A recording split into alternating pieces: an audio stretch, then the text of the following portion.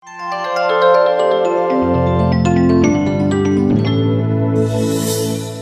నమస్తే, welcome to Myra media. నేను మీ కేవీఆర్. ఆంధ్రప్రదేశ్ రాజకీయాల్లో ఒక కీలక పరిణామం చోటు చేసుకుంది. ఇంతకుముందే అంటే కొన్ని నిమిషాల క్రితమే బీజేపీ అంటే తమ దూతల ద్వారా టీడీపీ అధినేత చంద్రబాబుకు ఒక సిగ్నల్ పంపించిందట.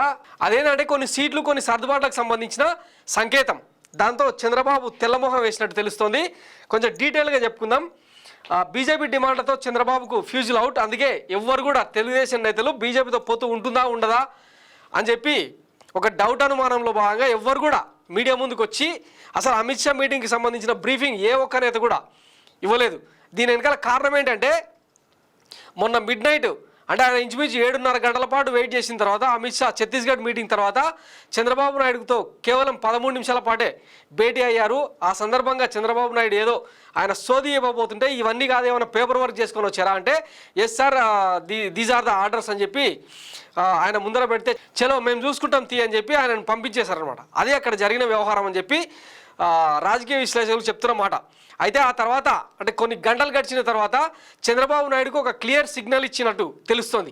పొత్తుకు సంబంధించి బీజేపీ వెంపర్లాడట్లేదు. ఆంధ్రజ్యోతి రాసినట్టు రండి మహాడుకుందాము అని వాళ్ళేం పిలవలేదు. ఈయననే వెంటబడి అంటే ఇప్పుడు బీజేపీ అవసరం ఉంది కాబట్టి ఈయననే పొత్తు కోసం వెంపర్లాడుతున్నారు అన్న సంగతి అందరికీ తెలిసిందే. అయితే పొత్తు ఉంటుందా ఉండదా అన్నది ఇప్పుడు అంటే చంద్రబాబు నాయుడు ఇచ్చే సంకేతం మీద డిపెండ్ అయి ఉంటుంది. అది ఎట్లా ఉండబోతుంది అన్నది డీటెయిల్గా చెప్పుకునే ప్రయత్నం చేద్దాం. వాస్తవానికి అంటే బీజేపీ ఇచ్చిన క్లియర్ సిగ్నల్ ఏంటంటే 2024 ఎన్నికలకు సంబంధించి ఇప్పటికే టీడీపీ జనసేన అలయన్స్ పోతున్నామని చెప్పి ఆల్రెడీ ఎవరు పవన్ కళ్యాణ్ రాజమండ్రి సెంట్రల్ జైలు సాక్షిగా ఒక వాగ్దానం చేసిన సంగతి తెలిసిందే. ఈ కూటమిలోకి బీజేపీని లాక్కు రావాలన్నది చంద్రబాబు అండ్ పవన్ కళ్యాణ్కున్న ఒక ఇంట్రెస్ట్. అయితే ఇక్కడ బీజేపీ ఇస్తున్న ట్విస్ట్ ఏంటంటే తమకు 25 ఎమ్మెల్యే సీట్లు 8 పార్లమెంట్ సీట్లు కావాలని డిమాండ్. అయితే అంటే ఎమ్మెల్యే సీట్లను తగ్గించుకోవడానికి ఒకవేళ మొగ్గు చూపుతామేమో కానీ ఎంపీ సీట్లు మాత్రం ఏమాత్రం తగ్గించడానికి వీలు లేదు. ఎందుకంటే దక్షిణాదిలోనే కాదు ఆల్ ఓవర్ ఇండియా నార్త్ ఇండియాతో సహా సెంట్రల్ ఇండియాతో సహా అన్ని చోట్ల బీజేపీకి కొంత వ్యతిరేకత వ్యక్తమవుతున్న తరుణంలో నరేంద్ర మోడీ పార్లమెంట్లో 400 సీట్లు గెలుస్తామని చెప్పి ధీమా ప్రకటిస్తున్నా కూడా ఎంతో కొంత సీట్లు తగ్గుతున్నాయన్న ఒక ఇంటెలిజెన్స్ రిపోర్ట్ కారణంగా వాళ్ళు ఆంధ్రప్రదేశ్ను ఇటు తెలంగాణను కీలకంగా తీసుకుంటున్నారనమాట. సో ఈ నేపథ్యంలో ఆంధ్రప్రదేశ్లో 8 ఎంపీ సీట్లను కోరుతున్నారు. ఇందులో 6 బీజేపీ 2 జనసేన పార్టీకి కలిపి 8 సీట్లు అడుగుతున్నారంట. దీనికి సంబంధించి మీరు ఒప్పుకుంటేనేమో వీ కెన్ మూవ్ ఆన్, లేదంటేనేమో పొత్తు లేదు గిత్తు లేదు మా ప్రయత్నాలు ఏదో మేము చేసుకుంటాం, ప్లాన్ బి మాకు ఉందని చెప్పి క్లియర్ ఇండికేషన్స్ పంపించారట. సో ఢిల్లీ నుంచి వచ్చిన రాయబారంతో కబురుతో చంద్రబాబు నాయుడు కూడా తన కీలక నేతలతో భేటీ అయిపోయి కీలక నేతలు అంటే ఎవరెవరైతే సీట్లు ఆశిస్తున్నారో వాళ్ళకందరికీ క్లియర్ ఇండికేషన్ ఇచ్చినట్ట. ఇది జరుగుతున్న వ్యవహారం, నా చేతుల్లో ఏం లేదు, మన జుట్టు ఢిల్లీ చేతుల్లో ఉంది కాబట్టి ఇప్పుడు వాళ్ళు అడిగిన సీట్లు ఇవ్వడం తప్పిస్తే మనకు వేరే ఆప్షన్ లేదు కాబట్టి పోటీ చేయాలనుకుంటున్న వాళ్ళు ఉంటే ఉండొచ్చు, లేకపోతే మీ దారి మీరు చూసుకోవచ్చు అని చెప్పి చంద్రబాబు నాయుడు కూడా క్లియర్ డైరెక్షన్ ఇచ్చినట్టు తెలుస్తుంది. ఇకపోతే బీజేపీ జనసేన అడుగుతున్న సీట్లు ఏవంటే విజయవాడ, గుంటూరు, ఏలూరు, నరసాపురం, రాజమండ్రి, రాజంపేట, అరకు, తిరుపతి, హిందూపూర్, విశాఖపట్నం ఇవన్నీ కూడా టీడీపీ ప్రాబల్యం ఉన్న స్థానాలే. ముఖ్యంగా అంటే జనసేన కాకినాడ, ఇంకొకటి అనకాపల్లి సీటు కూడా అడుగుతున్నారు. అంటే మొత్తంగా 12 సీట్లలో ఇప్పుడు సర్దుబాట్లు చేసుకోవాల్సింది టీడీపీ అండ్ జనసేన బీజేపీ. ఈ 10 సీట్లలో కనీసం 8 ఎంపీ సీట్లు బీజేపీకి ఇస్తేనే పొత్తు ఉంటుంది, లేకపోతే లేదు. ఇప్పటికే విజయవాడలో సుజనా చౌదరి రూపంలో బీజేపీ టికెట్ మీద ఆయనను పోటీ చేయించాలని బీజేపీ ఫిక్స్ అయింది. ఇక విశాఖపట్నం మీద సీఎం రమేష్ ఎట్లాగూ ఖర్చు వేసి కూర్చున్నాడు. ఆయనతో పాటు పురంధరేశ్వరి ఇట్లా చాలామంది ఆశపడుతున్నారు. ఇక నరసాపురం మీద రఘురామ కృష్ణరాజు ఆయన టీడీపీ టికెట్ మీద పోటీ చేస్తారా బీజేపీ టికెట్ మీద పోటీ చేస్తారా అనేది పొత్తు కుదిరితే కానీ చెప్పలేమన్నమాట. ఇక తిరుపతి విషయానికి వస్తే పవన్ కళ్యాణ్తో ఎంపీ సీటు నుంచి పోటీ చేయించాలన్నది బీజేపీ అనుకుంటున్న ఒక ఆప్షన్. సో ఈ నేపథ్యంలో ఇన్ని సీట్లను మరి టీడీపీ వదులుకుంటుందా లేదా అన్నది చూడాలి. ఇక ఎమ్మెల్యే సీట్లకు సంబంధించి ఓవరాల్గా అంటే బీజేపీ కూటమి అండ్ జనసేన కూటమి కలిసి జనసేననేమో 35 సీట్లు, బీజేపీ 25 సీట్లు, ఓవరాల్గా 60 సీట్ల కోసం వీళ్ళు డిమాండ్ చేస్తున్నారు. ఇవి పోతే మిగతా 115 సీట్లలో మాత్రమే టీడీపీ పోటీ చేసే అవకాశం ఉంది. ఒకవైపు టీడీపీ గ్రాఫ్ పెరిగిందని చెప్పి అధికారంలోకి వచ్చేది మన కూటమి అని చెప్పి వాళ్ళు పదే పస మీడియాలో రకరకాలుగా ప్రచారం చేయించుకుంటున్నా కూడా ఓవరాల్గా 115, 120 సీట్లలో పోటీ చేస్తే అధికారం ఎట్లా సాధ్యం అన్నది టీడీపీ వర్గాల్లో వ్యక్తమవుతున్న ఆవేదన.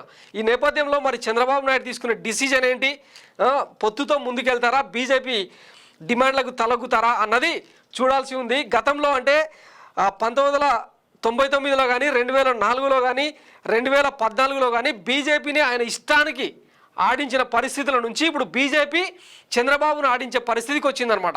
మొన్న అందుకే సోషల్ మీడియాలో కూడా అందితే జుట్టు అందకపోతే కాలు పట్టుకుంటాడు అన్న ఉద్దేశంలో భాగంగా అమిత్ షా కాలు మొక్కుతున్న ఒక ఫోటో, అంటే అది రియల్ కాదు ఫేక్ అని తర్వాత అర్థమైంది, కానీ దాన్ని కూడా నమ్మేసేలాగా సోషల్ మీడియాలో ప్రాపగండ చేయడం చంద్రబాబు దిక్కుమాలిన తనానికి, చంద్రబాబు దేబిరిస్తున్న తనానికి నిదర్శనంగా చూసుకోవచ్చు అనమాట.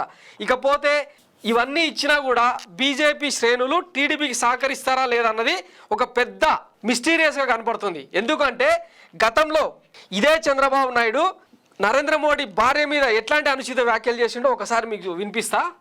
Yesterday he told, I am father of Lokesh. Yes.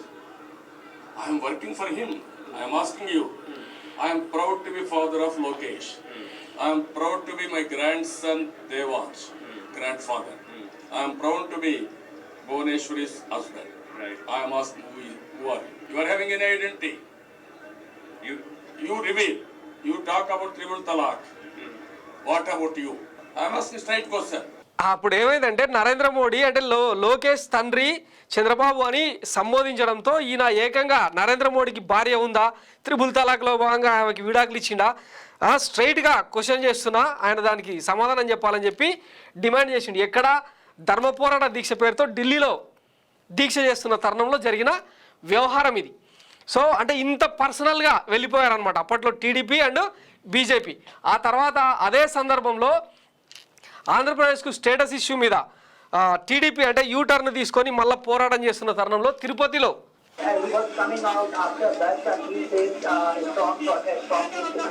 Amit Shah convoy మీద టీడీపీ వాళ్ళు చెప్పులు వేశారు, తర్వాత రాళ్ల దాడి చేశారు. ఇదో టీడీపీ జెండాలు కనిపిస్తున్నాయి కదా.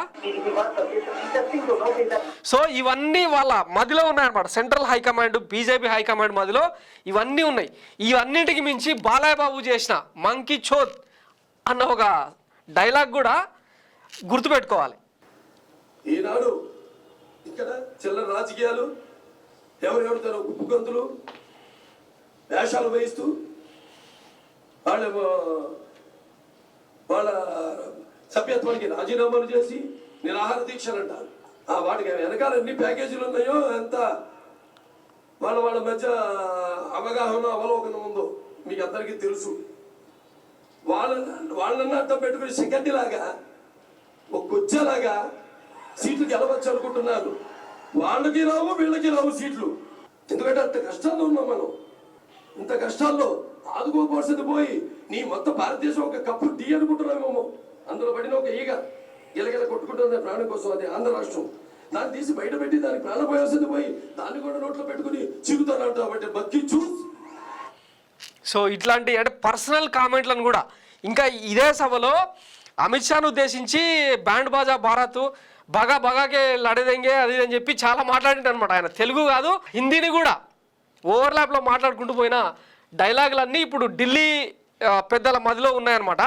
సో ఇవన్నీ అంటే రాజకీయాల్లో అంటే పైనుంచి చూస్తే అంటే పెద్దగా వీటికి ఇంపార్టెన్స్ ఉండకపోవచ్చు, కానీ గ్రౌండ్ లెవెల్లో ఈసారి బీజేపీ నేతలు ఏమనుకుంటారంటే జనరల్గా ఏపీలో 3 నుంచి 5% ఓటు బ్యాంకు ప్రతి నియోజకవర్గంలో బీజేపీకి ఉంటుంది.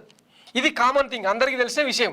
మొన్న అంటే ప్రత్యేక హోదా విషయంలో కావచ్చు, అమరావతి రాజధాని విషయంలో మోడీ వ్యవహరించిన విషయంలో కావచ్చు, ఈ ఓటు బ్యాంకు కొంత తగ్గింది. గతంలో అంటే 1999 ఎన్నికల నుంచి చంద్రబాబు చేసిన రాజకీయంలో భాగంగా మొదటి నుంచి టీడీపీ బీజేపీ ఒకటే అన్న ఒక ఉద్దేశం ఉంటుండే. అయితే మొన్న 2014 ఎన్నికల్లో అది ప్రూవ్ అయింది. 2019లో మొత్తం చీలిపోయిందనమాట. ఇప్పుడు బీజేపీకి సంబంధించిన క్యాడర్ ఎవరు కూడా టీడీపీకి ఓటేసే పరిస్థితి లేదు. వేయమని చెప్తున్నారు డైరెక్ట్గా. ఒకవేళ పొత్తు కుదిరినా టీడీపీకి వేసేది లేదు అని ఫిక్స్ అయిపోయినారు. అయితే జనసేన పార్టీకి పవన్ కళ్యాణ్ ఎట్లాగూ ఎన్డీఏ మనిషే కాబట్టి అయితే జనసేనకి వేస్తారు, లేదంటే వైసీపీకి వేస్తామని చెప్పి క్లియర్ కట్గా చెప్తున్నారు వాళ్ళు. కొంతమంది అటు కీలకమైన బీజేపీ ఆంధ్రప్రదేశ్ వ్యక్తులతో మాట్లాడితే చెప్తున్న సినారియో ఇది. సో చంద్రబాబును ఎట్టి పరిస్థితుల్లో నమ్మే అవకాశం లేదు, చంద్రబాబుతో ములాఖత్ అయ్యే అవకాశం అసలే లేదు. చంద్రబాబు మీద మేము డిపెండ్ అవ్వడం ఏంది అన్న మాటను వాళ్ళు చెప్తున్నారు అనమాట. సో ఈ పరిస్థితుల మధ్య పొత్తు కుదిరినా కుదరకపోయినా బీజేపీకి ఊడేదేం లేదు, పోతే వెంట్రుక వస్తే కొండ అన్నట్లు వాళ్ళు వ్యవహరిస్తున్నారు అనమాట. ఎట్లాగూ నమ్మకమైన మిత్రుడు వైఎస్ జగన్మోహన్ రెడ్డి ఇక్కడ ఉన్నారు కాబట్టి వాళ్ళకు ఊడేదేం లేదు. అయితే ఇదే జనసేనకు వెయిటేజ్ ఇచ్చేలాగా, అది కూడా టీడీపీని వీక్ చేస్తూ జనసేనను హైలైట్ చేసేలాగా ఈసారి రాజకీయాలు ఉండబోతున్నాయి ఆంధ్రప్రదేశ్లో. తప్పిస్తే ఈసారి చంద్రబాబుకు ఏమాత్రం అవకాశం ఇచ్చేది లేదని కారాఖండిగా చెప్తున్నారు అన్నమాట బీజేపీ నేతలు. అందులో భాగంగా వచ్చినదే బీజేపీ డిమాండ్లు ఇవి. సో దాంతోన చంద్రబాబు తెల్లమోహం వేసిన పరిస్థితి.